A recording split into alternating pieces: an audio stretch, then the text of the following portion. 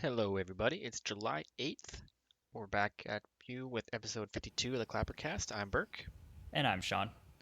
and we're rounding out our division MVPs here this week. And we are moving on to, last but not least, the Pacific Division, where we Actually, live. you know what? I think for the NHL and the Pacific Division, it's last and definitely least. Shots fired. Take that, Pacific. So we'll stick with our theme of alphabetical order. We'll move first to the Anaheim Ducks. And I'm very curious as to who you've picked. I ended up settling on Cam Fowler because, I mean, his name is a play on the whole Ducks organization's name. That was basically kind of my whole shtick on him. But he ultimately ended up being probably one of their best and most reliable players through the year. Like, the offense was disappointing. Leading scorer had like 43 points. The rookies weren't exactly impactful, or they ended up being injured. And even John Gibson, who's like usually one of the better goalies in the league, had a poor season, though that's no help from the skaters in front of him. But Fowler himself had a somewhat positive impact on the team in front. And probably, he's kind of a long tenured, well known player on that team, so he'll be important for that.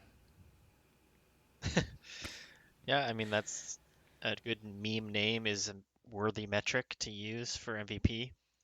Um, I chose John Gibson just because he didn't quit hockey after this season. He Um, did not Patrick Waugh them. no, he managed to have an above 900 save percentage, which I thought was impressive on the Ducks, considering the Ducks sucked ass. And even though he had a negative goals saved above average, I thought, his stats weren't too bad. So he had a 904 save percentage and 3.0 goals against average. I mean, it's definitely not a good year for him, but like you said, the leading scorers didn't really, then no one really stood out. Everyone was pretty much the same. Yeah, I mean, it's like the players in front of him, they weren't often able to prevent the type of high quality chances that would help boost Gibson's stats either. So him Yeah, managing to maintain 3 goals against per game, as well, it's not a great number. You know, the offense itself was not exactly impressive enough to even give him any support defensively or offensively. yeah. I mean, this is a team where the highest plus minus on the whole team is +5. So, it's not a whole lot of defense going on out there. No. So to be able to just, he played 51 games. I don't know. I think they relied on him a lot. Ryan Miller played a few games, but not really. Gibson hung in there. Didn't shit on his teammates. Didn't quit the bet or quit the fucking team. So I'll give it to him, I guess. But it's kind of like choosing the best of the worst, really. Exactly. So I think we can really just move right ahead to another team that's probably very similar. The Arizona Coyotes. I've got uh, the entire forward core for scoring about 10 goals all season. They're my MVP. 10? Good job, them. Yeah, they really helped out the team. Pekka To Rinne be almost honest, outscored the Arizona Coyotes. yeah. I mean, they had one 20 goal scorer, Connor Garland. I honestly think nobody deserves it on this team except for the goalie tandem. So Yep. that's who I'm going with. Yeah, and I'll jump I, right in. I settled on Darcy Kemper because he's quite honestly, if he played more games, he would be a legitimate Vezina candidate. He should have been last year, but he didn't really get as much consideration. And once again, this year, he's one of the best goalies in the league. Like you said, I mean, the skaters relatively low scoring. They're kind of a boring, gritty, physical team, and no one is really able to stand out, even with them having guys like Taylor Hall and Phil Kessel on the team now. So Darcy Kemper is at this point one of the most underrecognized, underrated goalies in the league. Ends up with a 928 save percentage, 222 goals against average, and most importantly to me is that 16.65 goals saved above average. That puts him That's like fourth in insane. the league or fourth or fifth in the league or something, which indicates like, okay, so the team didn't He score, good. but they still did well enough. They still won games. They still did well enough because Kemper and Ranta and Aiden Hill as well were able to save enough goals to still give the team a positive goals against ratio. Yeah. Yeah. Darcy Kemper had a really good year for, the games that he did play. It was injury problems again, but that 928 save percentage is insane. So definitely MVP worthy for a team that had not a whole lot else going on.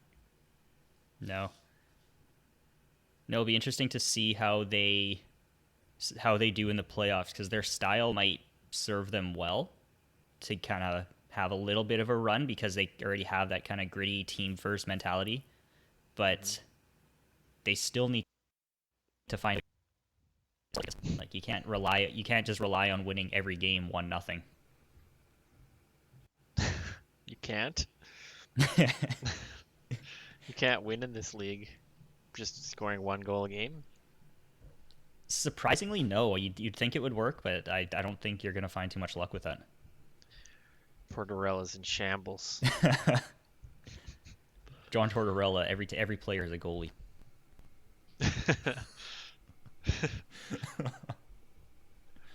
All right, That's we'll why they move weren't on, too I worried about losing guess. Bobrovsky. Yeah, move on here to the Calgary Flames. So, who did you have for the Calgary Flames? I think we have to talk about the contributions of one Milan Lucic, where he comes Yeah, in, he's kind of a veteran player, a veteran leader, and they really looked at him to help propel this team forward this year. And what a trade there, Milan Lucic for James Neal. matches his fucking point total in 11 less games. What a What a stud. what a season! What a season right there. How many people do you think just rage quit the episode right there? Oh yeah, just the Milan Lucic segment, the weekly Milan Lucic segment really just got to them. Um, yeah, I mean, to be honest though, that trade, I don't know what people's expectations were for that, but honestly, I don't think it was James Neal scoring as many goals as he did. And I thought, I think people might have thought Lucic would suck a bit more than he did. He wasn't as bad, I don't think, as No, he no. was He on I think he did the better than Oilers. expected, just because he was able to play in a role that was more suited to him right now. Like he came in to be a third or fourth liner, not top line. So he ended up, yeah, he only played 13 minutes a game, but that was kind of where he was brought into play, and it just suited him Yeah. better. Yeah, But kind of like that role player. exactly, exactly. Hmm. But on a more serious note, I did end up, and this pains me as an Oilers fan to have to say this name as an Oh, MVP, I but know who Matthew it's gonna Tkachuk. be already. Yeah, Yeah. exactly. It's Matthew Tkachuk. I mean, he cemented his place as the heart and soul of that team on the ice. They follow him like he's the energy of that team. Um, dare I say, future captain possibly? Yeah, I mean he's already an A, right? So there's people that were joking about that when it happened, but I mean, hey, kind of nailed it there. He plays hard every night. Um, Yeah, he's got a lot of most points on the team. Probably the most penalty minutes on the team. Yeah, definitely most penalty yes, minutes. He's got, a few game winners. He's got that sick overtime winner that he had this year, where he did yep. that between the legs, like at speed almost. Um, he hits everything that moves. He is like the Kachuk brothers are definitely like their own brand. They're They are. They're a unique type of player where yeah. they manage to be like that gritty kind of pesty type player. Like Matthew Tkachuk knows how to push players' buttons. Hmm. He's got enemies and rivalries throughout the league. He knows how to get Yeah. under the player's skin, and he knows how to just swing momentum right back in Calgary's favor. And that's a really valuable trait to have. I think he should be their MVP just for the sound bites that he gets out of Drew Doughty. That too. That's actually very valuable. those are great. But yeah, I mean, it's pretty unique to Rent free. have yeah, it's pretty unique to have a such a talented player also be like that shit disturber. Exactly. I feel like Brad Marchand has really developed into that role, become one of the premier players in the league. As much as, a lot of people hate saying that, you have to respect the game. He's good at what he does, and he's puts up the points, and you have to respect it. And I think Kachuk is really blossoming into that same sort of high point totals. Not quite as high as Brad Marchand, like 100 plus points, but a full season next year could be there. I mean, he hit 77 last year. He was on pace for about probably low 70s again this season. So be out of too much of a stretch to throw him up into like point per game or mid to high 80s. Yeah. Because I mean, Yeah, I think too is I agree. Calgary struggled a bit this season, and a lot of the offense dried up compared to last year. So Hmm. lost a few points there, I imagine. Yeah.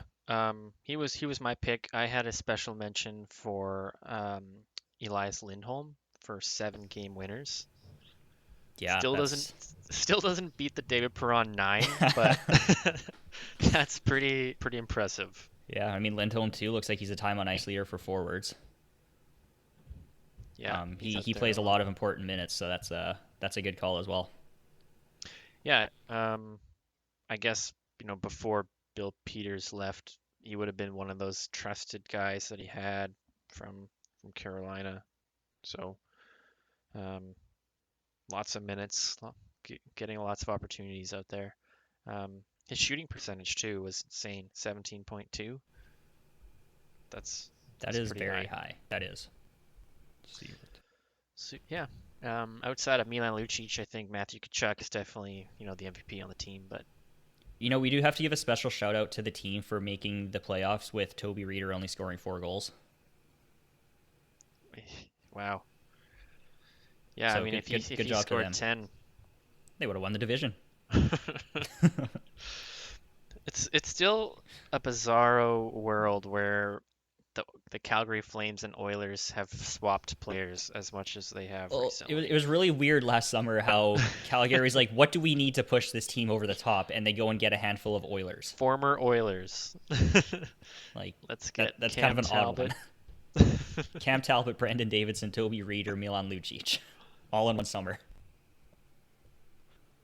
After you've traded for Lucic. It's very bizarre. Um, although all that being said, I am extremely hyped for the Calgary Winnipeg series. As we Yes, mentioned in our series previews, I am super excited for a battle of the prairies. Even if it's not the Battle of Alberta, it's going to be exciting to it's watch. close enough. It's close enough. Yeah, get that Manitoba Alberta crossfire with Saskatchewan caught in the middle, not knowing what to do with itself. They're just gonna stand in the middle, looking up, like, yeah, we're here too.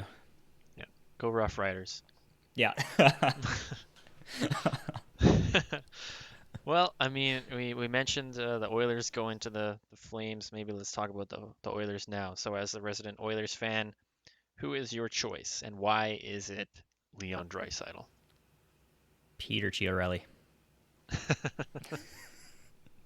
You want to know why? Because he signed Draisaitl that contract. And here's why Leon Draisaitl is the team's MVP. He absolutely took control of that team as McDavid had, and as I'm doing air quotes here, off year, recovering from an injury and sickness and the other injury at the end of the season. And he very boldly showed that he can, in fact, lead his own line.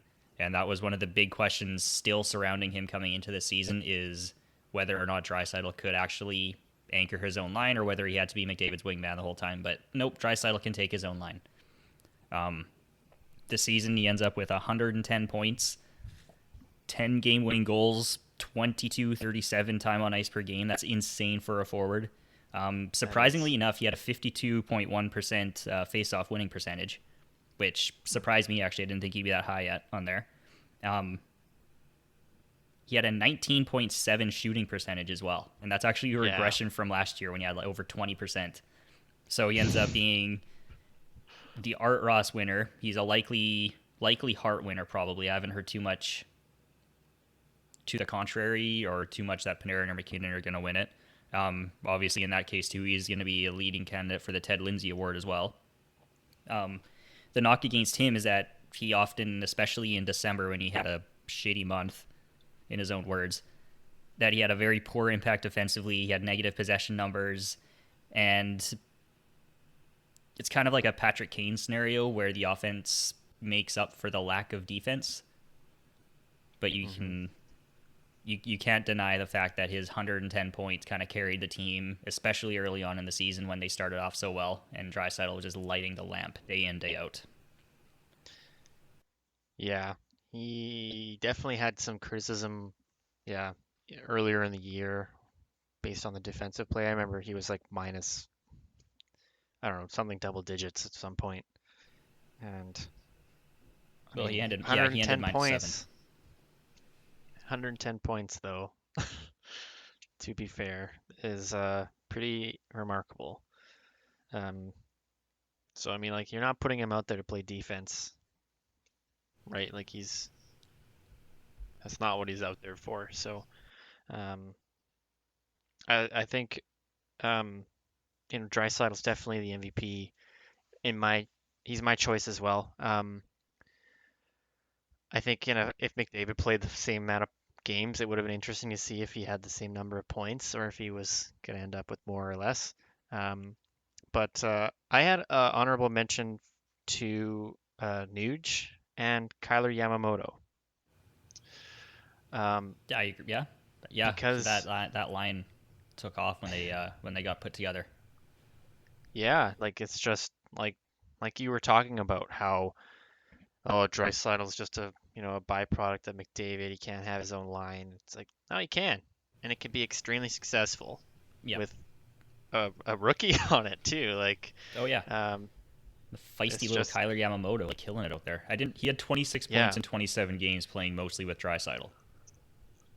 yeah. I picked him up in my fantasy pool. I had Draisaitl. I picked him up like in the late second or in the late first or early second. And I picked up Yamamoto later on in the year when he got called up, and it was amazing. It was like every goal I'd get like double Yeah, damage because Yamamoto and Draisaitl would be in on it, and I yeah, loved it.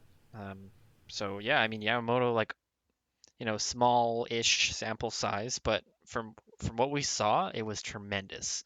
I think he's going to be extremely deadly moving forward. He's a smaller guy, but he's not afraid to play in front of the net. I mean, that's how he got a lot of his points.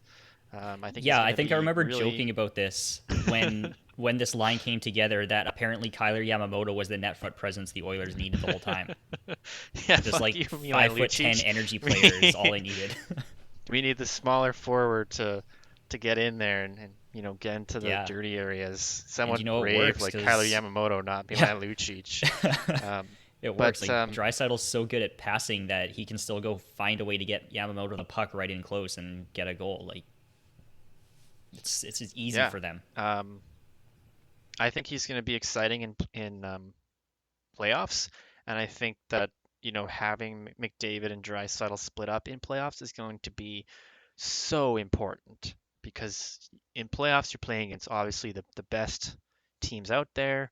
They've they're studying tape before the series even starts to see, what are the tendencies of certain players like McDavid or Draisaitl, and they develop strategies to shut them down. And Yeah, having and McDavid and Draisaitl on separate lines allows them to have to make tough decisions on do we spread out our shutdown? Do we shut down one of them? And having a guy like Kyler Yamamoto out there who can finish is going to be great. yeah, because we see, McDavid can do whatever with anybody on his line. It doesn't exactly matter, but Hmm. having that potent, and we'll call them the second line just because they're behind McDavid probably, but having that potent of a second line makes it so much more difficult to match up against them. And we saw that's how Draisaitl kind of really took off against Anaheim in the 2017 playoffs. That the tougher defensive matchup went to like Kessler, and that left Draisaitl with an easier matchup to play against, and he took advantage of that. Where McDavid Hmm. got shut down a little bit, Draisaitl took off, and now teams are going to have to try and figure out, okay, do we cover McDavid or Draisaitl, like you said. That is a tough call to make. That's like Crosby or Malkin, Exactly. right? That's that's not a good dilemma to be in. And I don't know. I'm interested to see what Chicago does, because they've got, Taves. Taves' line can usually act as that shutdown two-way line, but Let's just throw Draisaitl and Kane out there at the same time, and just have all offense, no defense. yeah, it'll be like the 2009 like Washington Capitals, just balls out Everyone's in the offense. offensive zone 60 minutes a game. Yeah, Mike Green living at the far blue line, just that's it. Um, but yeah, I mean, um, it's if you want to get a little bit deeper about it, like the MVP of the Oilers this year should be the emergence of their second line, right? Like they've always had that top end talent, but it's been just on one line. But this year they've They're really shallower than been a able kiddie pool, to, basically. yeah, they've really been able to get some depth, on at least those two top lines. Spread the scoring talent around a bit. It's really elevated their game, I think. Yeah, and even this year, the third and fourth lines, they weren't exactly the offensive catalysts at all, but they were still able to be better defensively. And Yeah, which is great when you have those yeah, that high end scoring talent on the top two lines. You don't necessarily need the as much scoring in those bottom guys. yeah, instead of having to score 5 goals to win every game, you maybe need 3 or 4. Makes it a lot easier. Yeah, yeah. Um, and I have one other guy, special mention, which is Ethan Bear. I was extremely Yes, impressed with that guy. he's Um, gonna be so good. If this season is any indication, wow. yeah, he was very impressive. I Uh, can't believe like he's a smaller defenseman. Like he's not overly intimidating physically in height or whatever, but he's so good positionally and he's so good at blocking lanes that he's just insanely good at defending anybody. He doesn't matter if he's got like a 4, 5, 6 inch height deficit on the opponent. Like he knows where to stand to get in the way and block the lane. mhm. Yeah, he looked very solid back there, and it's not often you can say that about, a defender coming into the league, playing their first full season. Um, you know, um, I'm used to watching a little bit smaller defensemen on the Capitals, like someone like Christian Juice, and no knock on Juice, but um, he's always been that smaller defenseman, and it's you can see it. It's easier for guys to get around them, so they have to be better positionally. And Bear's just excelling at that. Like he's so good positionally. He's making it hard for guys to get around him, even though he may be smaller than them. Yeah. And he Um, really knows how to close off plays and close off guys driving in along the boards and just stop anything from happening. That it stifles so many offensive chances. And one other thing that impresses the hell out of me about him is how good his hand-eye coordination is, and how good he is at like picking up yeah. pucks coming at him and like knocking down pucks to the blue line, and keeping the offense going. Mhm. It's really fun to watch him like keep a power play alive. Yeah, and it's great that the Oilers have like another 20 point, 30 point. If it was like a full season, maybe D-man. They've got Clefbaum, but Clefbaum and Nurse, I guess. But aside from Yeah, that, there wasn't really anybody jumping in offensively that no, much. So it's nice to have another option there for, maybe a guy for power play two, or just to wheel the puck a little bit. So it's nice to exactly. have Ethan Bear jump in. And with the defensive prospects that the Oilers have, like they could be super stacked on defense I've been soon. looking at this for a couple of seasons and seeing like if even half of these players develop into regular NHLers, they're going to be absolutely stacked. defensively. Yeah, That's going to be their surplus where they can kind of go and pick away and fill roster holes with excess of defensemen. which is going to be insane when you have Draisaitl and McDavid hit their prime, and got some quality D-men in the pipeline. It's going to be awesome. Um, yeah, very exciting. Did you have any other sleeper picks as the Oilers fan of the pod? Well, I do want to throw a special mention out to Oscar Klefbom for kind of solidly emerging as like that legitimate top two defenseman that they've needed. He ends up playing 25-25 per game, like plays in every situation, anchors that first power play unit, 34 points. It's kind of possession advanced stats numbers aren't the greatest, but I don't think the team as a whole really did great. So I'm not gonna focus on one player in particular like that. But Hmm. he finally had a mostly healthy season. Played 62 games, only missed 9, I think, that season. But he really emerged as the best defenseman on the team this year. Hmm. Yeah, definitely. All right. Well, I guess we'll move on here to the LA Kings. Um, this is another team that was kind of hard to choose. Strictly going on points, I would have to say Anze Kopitar, 62 points in 70 games. He was a +6, which is impressive for a team that finished as low as the LA Kings did. Um, 21 goals, 41 assists. That's a pretty nice split. Yeah, I mean, there's not much else to say. He had a 55% face-off percentage, win percentage. My meme pick Winnage is good too. says, yeah, my meme pick is Matt Roy, uh, because he was a defenseman and he finished at +16. Wow, good job to him. The team was minus 32 goal differential and you finished plus 16. That's actually impressive. Yeah, the team total is -127, and he was +16. So, good job, Matt Roy. You managed to change or, get off the ice when the team was Yeah. scoring. Oh, they're going to score. So, I better hop off now. yeah, so he was playing like the NHL Be a Pro method of avoiding minuses, just get off the ice. So good job, Matt Roy. Who did you have? Yeah, I mean, even though the offense was a bigger black hole than the gap in Drew Doughty's teeth, I had to go with Kopitar as well. He's, like you said, leading point scorer, 55 percentage, face-off winning percentage. He somehow still had a positive impact on the team, on the play.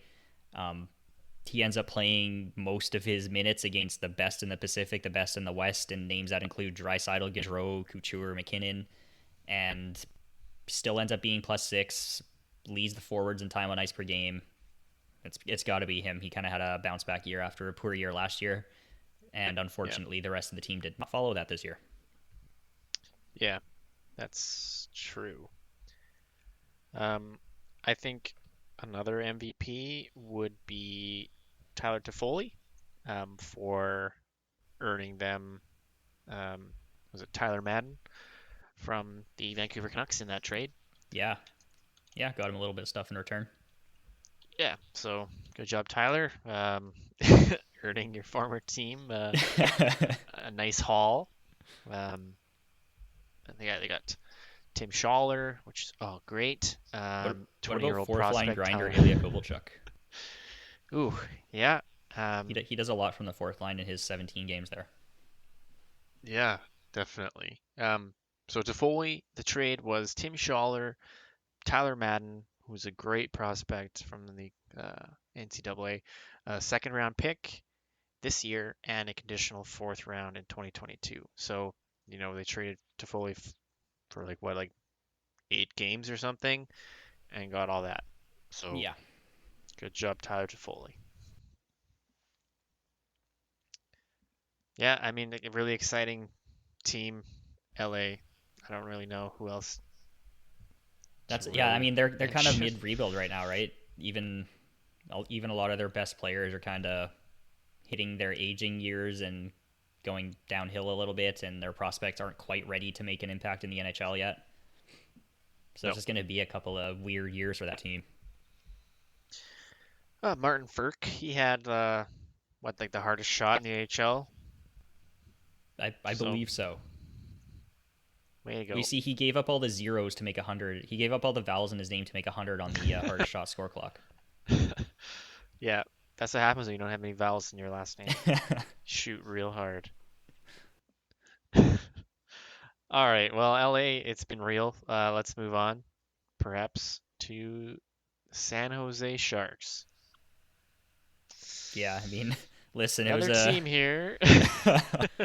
they were a team. They did team things this season, like disappointing year all around, poor performance by nearly everybody. Injuries to key players, like they're missing Couture, Hurdle, Carlson, like major names for significant time. They were another team that just didn't have much of a standout player. Personally, I settled on Evander Kane as their MVP this season. I think Mhm. he's their second leading scorer, led the team in goals with 26 as well as 6 game winning goals. He seems to be kind of an emotional energy force, driving force on that team, and he kind of Mhm. carries the momentum for them. He knows how to swing the momentum in their favor. He also does play in all situations, and he ends up being one of their more relied on defensive forwards, especially now that Barclay Goodrow has been traded.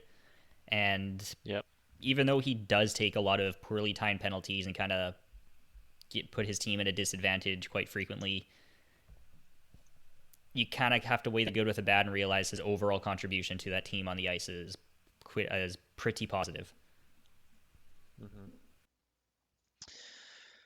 Yeah. I think, Ottawa was happy with how San Jose did this year, but not a lot of San Jose fans would agree. Um, the real pick that I have here is Kevin Labanc, What a good MVP. guy taking a significant contract hit this year, right? Yeah, and it really didn't pay off for him, so I'm sad about that. But he had 33 points and managed to be minus 33. So I thought that was pretty impressive. Is that a He stat counter's error? Do they realize they're supposed to give him a +1 for every goal that he's on the ice for? I don't know. I think his line was just that bad. So he um, What line? He was the only one that either bad. he either led or was the worst on his team, depending on how you want to look at plus minus. So he had the lowest total It's on summer. his We're talking team. about golf here. He's winning. Yeah, so he won the green jacket on the team. Yeah, And also in the league, he had the lowest plus minus of a player that did not play on Detroit this year. I like how we have to add that caveat in. That did not play on Detroit. Yeah. So the top 10 is full of all Detroit players, Jack Hughes and Capo Caco, kind of funnily enough. And then Kevin LeBlanc is in there too at 5. So he's the fifth worst in the league at plus minus. So Yeah, he's right in there that's with all just a the hard Detroit year. players. So that's rough. Kevin Labanc to I'm Detroit interested to confirmed. see what happens to this guy, because he is a good player, and He is. He had a great season the year before, and then we were all kind of surprised he took that massive cut on his, or that massive pay cut this season is kind of one of those like, I'll get you now, you get me later, but then it didn't pay off that well. But I also don't know how much of yeah, that you can put on him versus the team was absolute garbage with him. Like he didn't exactly have a chance to. hmm yeah. I'm interested to see if he'll stick around because he tried to do the team a solid, and then the team sucked, and I honestly don't know where they're gonna be next year. Um, so does he stick around or does he leave? I don't know, but he's my MVP because he was a minus 33. And that's it for San Jose. I don't I don't have a real one. They were that bad. I don't think they deserve a real Honestly, MVP. this was the hardest one for me as well. I was stuck between like Timo Meyer just for being the leading scorer, but then you have like Kucher and Hurdle who are just really good offensively, but they missed major time throughout the season, and it took a bit to settle on Kane. Yeah. 'Cause Yeah, honestly. even like their all-star top of the league defensemen were unimpressive or missed significant time again. Yeah. It Yeah. is I interesting for San Jose. They managed to have like the best penalty kill in the league, like 85% or something crazy. So they just sucked at even strength. Yeah, apparently they just need to play shorthanded the whole game and they might actually do okay. Give up less goals per game probably. It's a good strategy. All right, well, we'll move on here to the Vancouver Canucks. So, who did you have? I decided on JT Miller for this season. I think he came in with a bit weird expectations on him with that trade. There was a lot of talk around the trade that brought him to Vancouver about how it's kind of overpayment, like that seems like a lot for that guy. But he came in and proved all of us wrong who said that. And Yeah. I mean, he shows up, scores 72 points in 69 games, leads the team in scoring, tied for the goal scoring lead with Elias Pettersson at 27, and his contributions. He's also the time on ice leader for forwards per game as well, but his contributions go beyond just direct on the ice like that, and also into how he's sort of come in from an experienced winning Tampa Bay team to act as sort of a leader for a lot of these younger players in Vancouver as they start to try and turn their things around. With Pedersen, Horvat, Hughes, Besser, Virtanen, Gaudette, all these young players who need an experienced presence to kind of guide them into how to win in the NHL. He comes here from Tampa Bay, who's been really good at that. Maybe not the cup, but good in general for all of those years. And his guidance for the team is going to be really important over the next couple of seasons here as they start to turn things around. hmm Yeah. I wanted to note about JT Miller. His face-off percentage, 59.2, Yes. I believe. He Elias Pettersson is listed as a center, but he doesn't actually take that many draws. So No, I JT think. Miller actually takes the majority of the draws when he plays with him, Mhm. and he's really good at it. Yeah. So that is huge because, you win the face-off and your team has the puck, obviously. That's Yeah. a huge advantage, And especially in the when offensive your zone. line plays, like I imagine they played a lot with like Quinn Hughes. You get him the puck, and suddenly the puck wherever you start, you're ending up in the offensive zone. The way Yeah. that those guys play, so that's like an Yeah. immediate chance right there. And it kind of Yeah. showed like in some of the advanced numbers for him, where he himself had a 61% even strength goals for percentage, where the ratio was like 58 to 37. His possession numbers were quite impressive, hovering on 55% in Corsi percentage, which hmm that's on the high end of the league. I think he's like top 30 for skaters in that goals for percentage. Yeah, that's awesome. Um, think I'll flip it over to you here, and I think if I had to guess, I think my guess would be right on the mark for yours.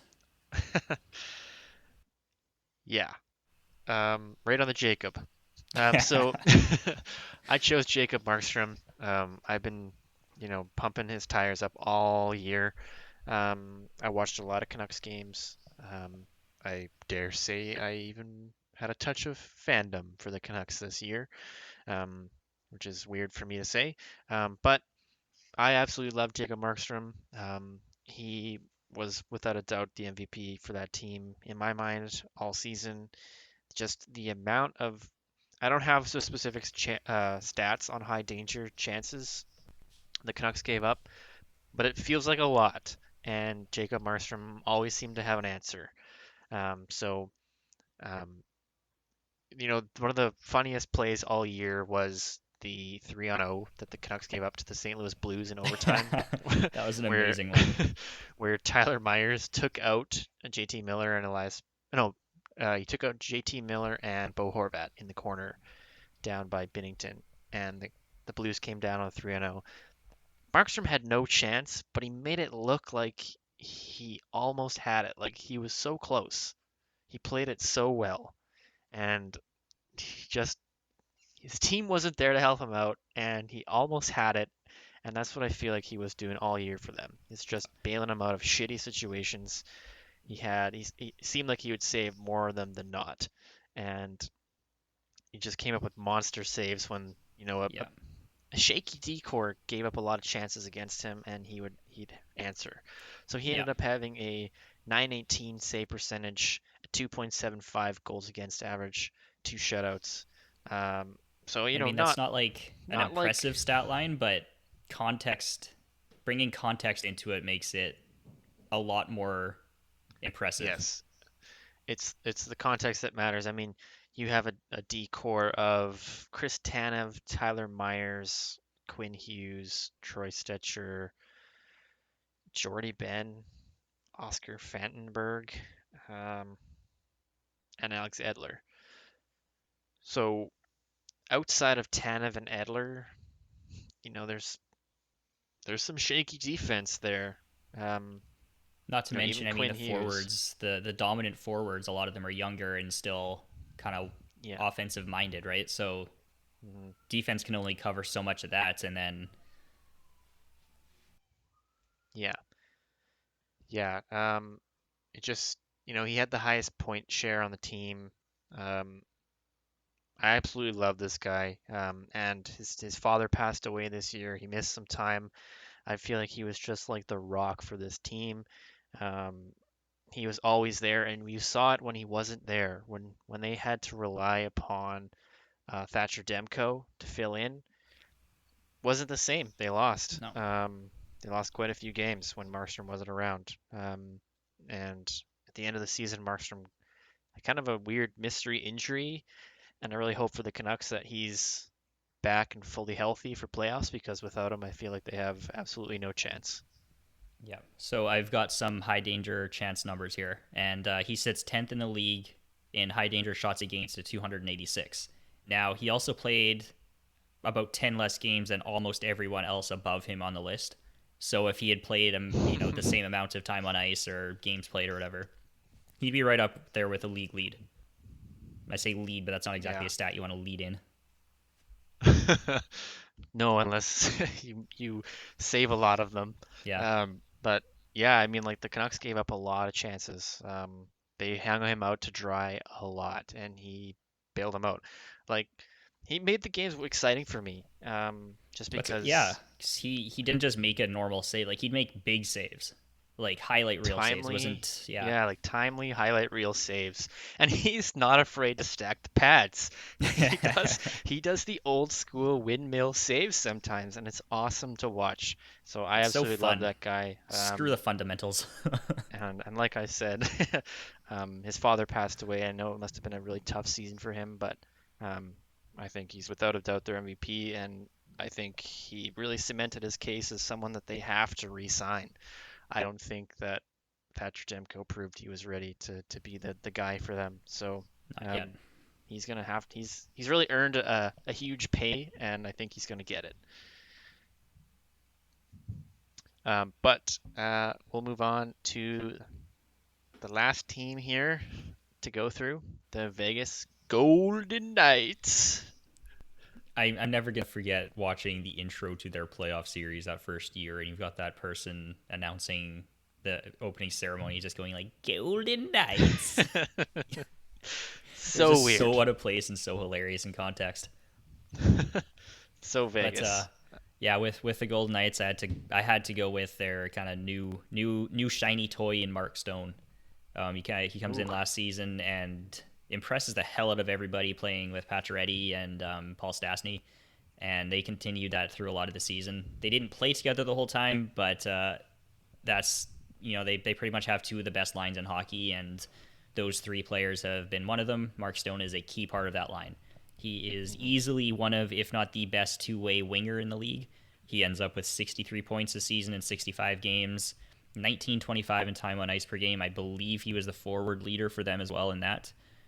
Um, his impact on the team's play when he's on the ice is more than impressive. Where he's got 61.9% in shots for percentage when he's on the ice, like fifth highest in the league. That does rival Pacioretty actually. That I think the only player who's consistently ahead of him was Max Pacioretty. But Hmm. his possession numbers, as usual in his career, are absolutely insane. Where he's got 58 Corsi 4 percentage, 59 Fenwick 4 percentage, and I honestly think he's the type of player who's going to end up being like a future captain down there. Yeah, I can see that. I And I mean, think I think we may have said that when he got traded, um, that he would be a future captain, and he's really, I mean, he's just proven it. big time. So I Um, think I know who you would have settled on, but let's just confirm this for me. I have another former Eastern Canada player, Max Pacioretty. There we go. Yeah, So I for the figured. I reasons you figured. said, um, yeah, I mean, 32 goals, 34 assists, 66 points. That's a really Um, good year for him. very A good year. major bounce back. He had a down year. He had a bit of an unimpressive season with Vegas' first year there, but Hmm. this was a really good bounce back year for him.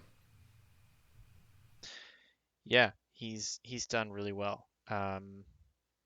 He led the team in points, led the team in goals. Um, just just a great year. I mean, you kind of touched on everything that I was going to mention anyway about Mark Stone. Max Pacioretty was basically the same, probably way less takeaways, but just a good player. Yeah, really. I mean, like the two lines you mentioned, one of the two best lines in hockey. That 1-2 punch is pretty unreal. Um, Riley Smith, Jonathan Marchessault, and William Karlsson, and then Stone, Stastny, Pacioretty. It's just nasty. So, That's and you could basically a really team who can pick. defend against those Edmontons and Pittsburghs with the two line punch Yeah, offensive punch. yeah, They're like yeah. one I of the mean, you could only really teams who pick. can actually defend that whole thing. Absolutely, you could really pick like any of those guys and make a case about why they're MVP. That's the They're thing too. Vegas is another one of those teams where it's like success by committee, where it's like Mhm. individual players are able to stand out, but it's really a result of the whole team being as good as they are and the whole team buying into the system. Yeah, which is really weird because their coach got fired. Yeah, we'll have to see how that changes if because I think like Gallant was a huge reason why they were able to get that in there so quickly, and we'll see if DeBoer can maintain that or if he kind of changes things up for next year, or even coming into the play-in rounds and playoffs here. It's still weird to me that they picked up DeBoer. Yeah, Like, right. Of all coaches, the one who's like you've developed a rivalry with. it's so bizarre. And uh, I am still shook that they fired Gallant.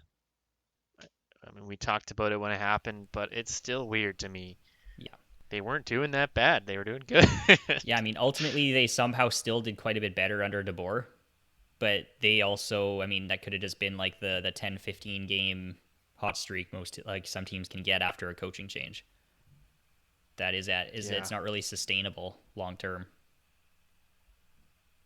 The true test is going to be like the first bit of probably the 2020-2021 season to see how Hmm. they respond to that. Yeah, if he's gonna want to change systems or, what's he gonna do? Because there's a lot of talent on those two top lines to score. And then if he changes the systems, is that still gonna be the same? Are they gonna use their talent as much? Are they gonna rely on playing a system? Um, Yeah, it's kind of an off year for Marc-Andre Fleury. He had only a 905 save percentage, minus 6.5 goals saved above average. I'm really not sure why a lot of league pundits love Marc-Andre Fleury so much and rank him so highly. Um, you saw in that NHL top 15 goalies in the playoff Oh yeah, he pool or somehow whatever. found his way in there. It's like this guy sucked this year. You don't even have like Edmonton's goalies on the list, and you have Fleury who plays shitty all year, and he gets on there. Yeah, I think there's a lot of reputation stuff where it's like no Yeah, one can really actually watch every team play every yeah, game. So you end up with like, oh, this guy, I remember his name, like, oh, he's good. So you kind of go in there with the rose-colored glasses on how certain people play. yeah. Not that like we're immune from it, but it's like that seems to be what happens with some of the players as they age. Yeah, so bouncing off of, you know, the Golden Knights next season, I'm interested to see what they do with their goalie situation. Robin Leonard was acquired from the Chicago Blackhawks. He's on a 1 year, I think it's like 5 million or something deal. I think I'm not sure how many years Marc-Andre Fleury has left, but do they look to the future and try and move Fleury and keep Leonard? That could have a real different impact on how the team performs next season I if they've feel got like Leonard or Fleury. with the importance of Flurry to the identity of the Golden Knights, that they try to keep him even as just a backup until he retired, because he was kind of like Yeah, their probably. first big name, right? He kind of has a lot of importance and a lot of attachment to the team, to the community, to their identity. So from a marketing perspective, maybe they'd like to keep him until he retired. I would have thought the same thing about Gallant. Yeah, good point. Good point. At least keep him for a few more years. Yeah, I was But, like, oh crap, we're third coaches in the are division. Better fire the coach. always the first to go, so Yeah, just seemed a little trigger happy on that one. yeah. So maybe they'll do the same with their goalie. Who knows? Oh, maybe. While we're on the Golden Knights here, I want to give a special shout out to one Shea Theodore for kind of his absolute emergence and dominance on the Golden Knights defensive line this year. He didn't necessarily come out of nowhere, but he really took a major step forward. Ends up with 46 points in 71 games, playing 22 minutes a night. Um,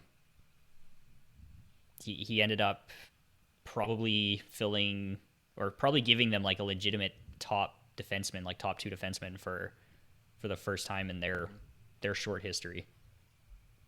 Well, any other players on any of these teams that you want to give a shout out to, Sean? No, I think that covers all them for this week for me. How about you? That's pretty much it. Okay, so I think that wraps things up for this week on Clappercast. Make sure you rate, review, and subscribe to our podcast on your preferred listening platform. To keep up to date with the latest content, you can follow us on Instagram at Clappercast Media or on Twitter at Clappercast, and you can also let us know who you have for Pacific Division MVPs down in the comments. Thank you all for tuning in, and we'll be back next time with more hockey talk and probably more NHL restart previews.